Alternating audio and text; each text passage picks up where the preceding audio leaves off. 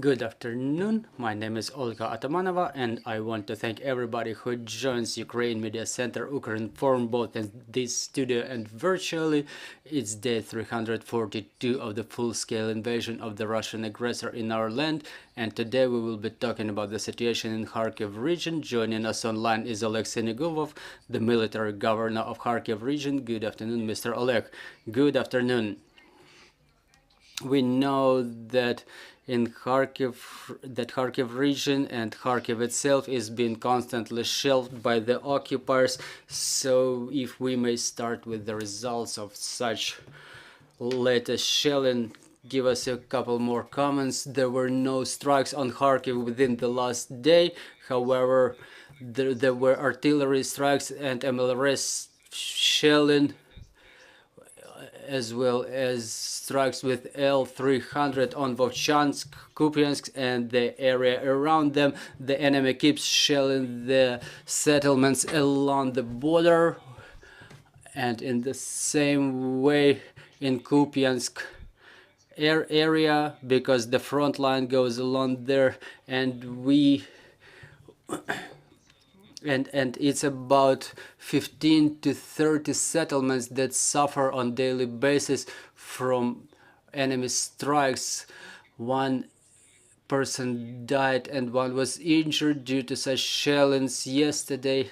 Also, there was a recent missile strike on a residential building, the apartment block in Kharkiv. One section was completely destroyed.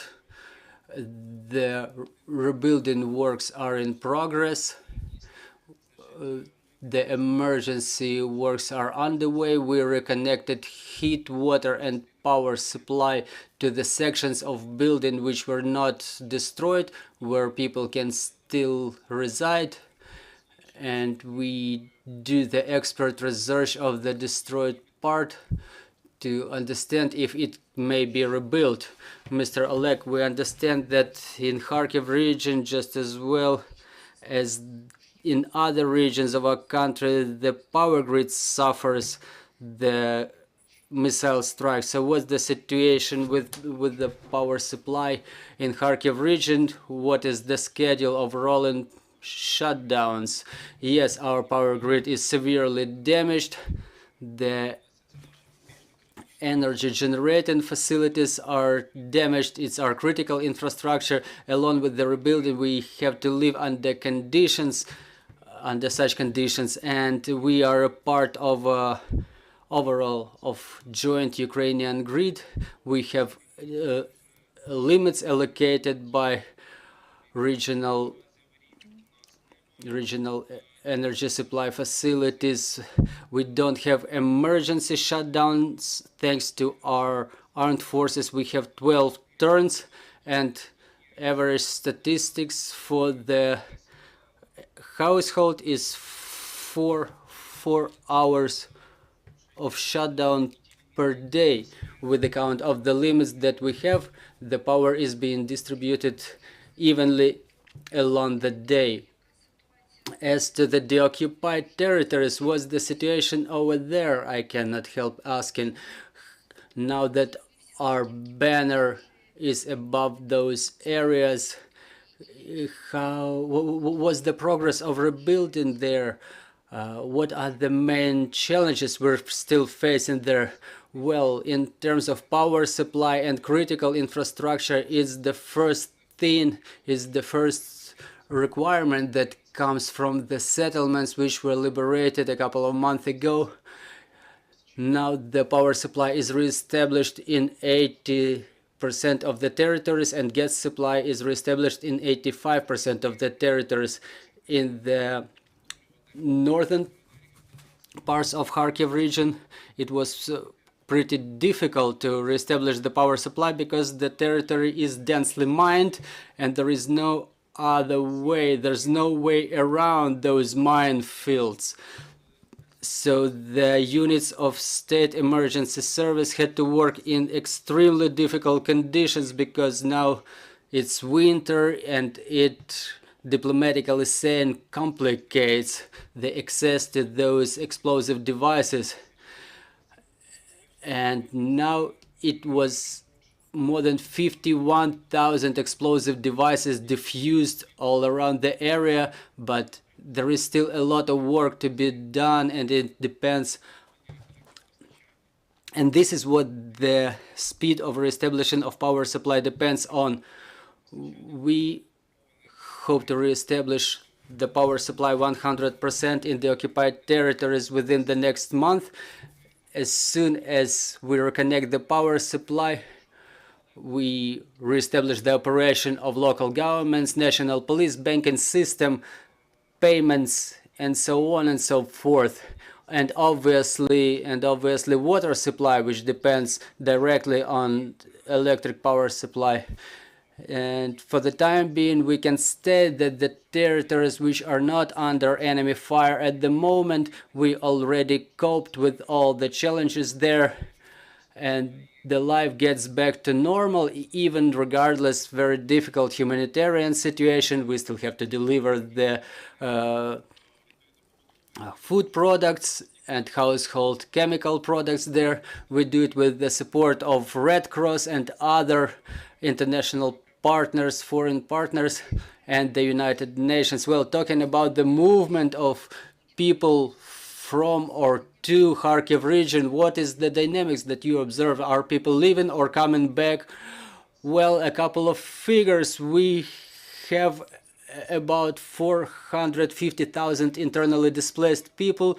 It includes both Kharkiv, the city of Kharkiv, and the region itself. The population of Kharkiv is now 1,100,000 people. After the beginning of the invasion, it was about 300,000 people in Kharkiv in total. Now people are coming back. Well, the picture is different, but people are coming back to those areas which are relatively safe. Why I'm saying relatively safe? Because S-300 rocket can actually reach any district of Kharkiv, and the time of arrival is about 30-40 seconds from the launch. Talking about such settlements as Lozova, where we performed evacuation when the part of the region was occupied, temporarily occupied by the enemy. It was about 10,000 people there. Now we can say about 60,000 people. Well, the situation with population depends directly on the intensity of shellings in those territories, but we keep emphasizing that, for example, the evacuation is needed from Dvorishna because it's really dangerous to stay there. The same situation is with Kupiansk because there is a constant threat of shellings. Mr. Oleg, there is another topic that Ukrainian society is interested in. I'm talking about collaborationists and traitors. We see that now there is a lot of people who call the fire from the enemy. Do you have coordination with the law enforcement agencies, and how do you help them? How do you assist them to identify such traitors in the occupied territories? Well, I will start with the fact that when the deoccupation started, when we liberated our territories, when they were getting back under the Ukrainian flag, so there was a demand for justice from people who were under occupation, and our duty as the government is to satisfy that demand only within the legal field, within the law. And we have fully coordinated teamwork with Security Service of Ukraine, with National Police of Ukraine, and with State Intelligence Bureau, State Investigation Bureau, so not to leave an effect of collaboration beyond our attention, and the evaluation of such actions of any such person who is being suspected in such activities, it will be provided by relevant agencies such as court. 1, 2, 1, 2. Are you hearing us? Well, yes, I'm hearing you. We have questions on the floor. Dear colleagues, please introduce yourself. Good afternoon, Irina Mamshur, Ukrinform.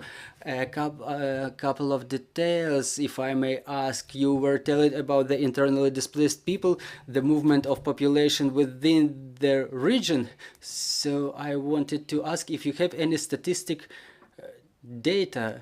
How many people still remain in Kupiansk, Vovchansk, and Dvorichna? I mean, those settlements, they're being constantly shelled, which are located along the front lines and the border with Russia. How many people remain there? Is it still a big number of people? Do people keep coming back there after the occupation, for example, to Kupiansk and Vovchansk? And are there any children? And if so, how many children are there? Thank you for your question. One of the tasks of the full-scale deoccupation of Kharkiv region, it was the reestablishment of operation of government agencies and government bodies as military administrations, and in all such territories, this institution is created, and the heads and commanders, the governors of such administrations are appointed according to the resolution of the President of Ukraine. And talking about Vovchansk, Kupiansk, and Dvorichna, we clearly understand the number of children and adults remaining there, and we continue communicating our message about the necessary evacuation from those areas. Unfortunately, people do not really wish to leave from those settlements, and they only do so when their households are not fit for living anymore. And as to the children, it's a different area of work, because we clearly understand that first of all we have to provide them with the education services, which was, and within this framework we provided more than 7,000 notebooks, Chromebooks, tablets for children and teachers to provide the online education, because education is about the future. So no matter the conditions, we have to continue educating our children. But talking, say, in percentages, how many children still remain in those dwellings, for example, comparing to 100% that were living there before the beginning of full-scale invasion. Well, look, we have 29 settlements which are still temporarily occupied by the enemy. There are still 2,000 people living in Kupiansk, including children. If before the full invasion it was about 20 to 30,000 people, we can draw our conclusions and count the percentage. Talking about Dvorichna, about 50% is under occupation and 50% is under constant shelling. So we have 20% of the population remaining in that area, and those who stay are most elderly. Well, and the second question is regarding the rebuilding of Kharkiv region. What was done before the new year, I mean, in terms of residential buildings and apartment blocks, how much did we manage to rebuild before the new year, and what are the plans for this year? Do we have funds allocated for that purpose? And if you can give us any figures, how many apartment blocks are planned to be reconstructed this year? Well, first of all, as about the big-scale destruction and damage, well, unfortunately, there is a large scale of destruction in Kharkiv region, more than 18,000 installations in total, including 8,000 residential buildings and blocks, 4,000 apartment blocks, and 4,500 are private residential buildings. We focused our attention before the new year mostly on reconstruction of critical infrastructure to ensure the reestablishment of power supply, water supply, and heat supply, specifically during winter. But at the same time, we implemented a number of projects for reconstruction of apartment blocks, for example, in the city of Izum, so people could come back and they could use their households. And part of those projects were implemented thanks to the international donors, international humanitarian missions who continue to operate in our region.